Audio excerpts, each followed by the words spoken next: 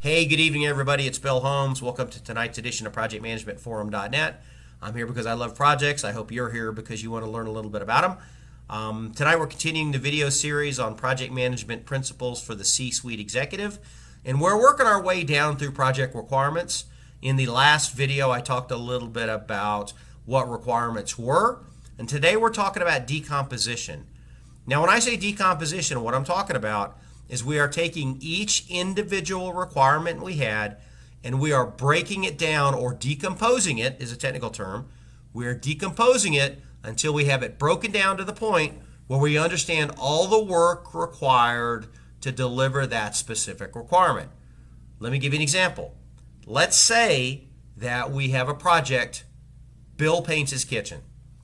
That absolutely meets the definition of requirement. It has a start, it has a finish, and it has a unique outcome.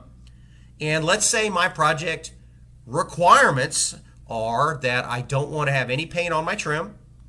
I don't want to have any paint on any of my light switches. I don't want to have any paint on the floor. And I want it painted a specific color. So basically the requirements are, at a high level, I want to paint the room with no paint on the trim, no paint on the floor, no paint on any of the light fixtures and stuff, right? So let's begin to think about what that looks like. So as I begin to decompose paint the room, I'm going to say, well, I need supplies. Well, what supplies do I need?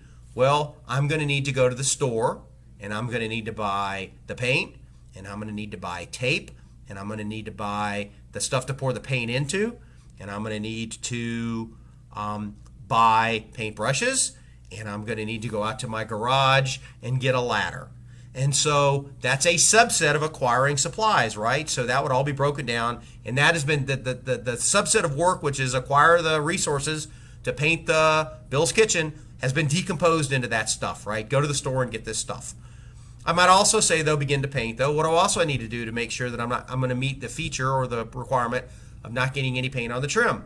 Well, I'm going to get my ladder, and I'm going to start at one part of the room, and I'm going to go around the room and I'm going to apply the tape, right? So now I have decomposed the requirement, no paint on the trim work.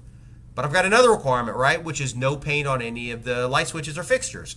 So I'm going to decompose that down into, oh, I forgot, because in my get resources I didn't remember I needed a screwdriver. So now I'm going to go back and put that in that pile. But now I've got my screwdriver because I've added that back into that requirement, the resources needed. And now I'm going to take the screwdriver and I'm going to unscrew all of the fixture covers and I'm going to put them aside.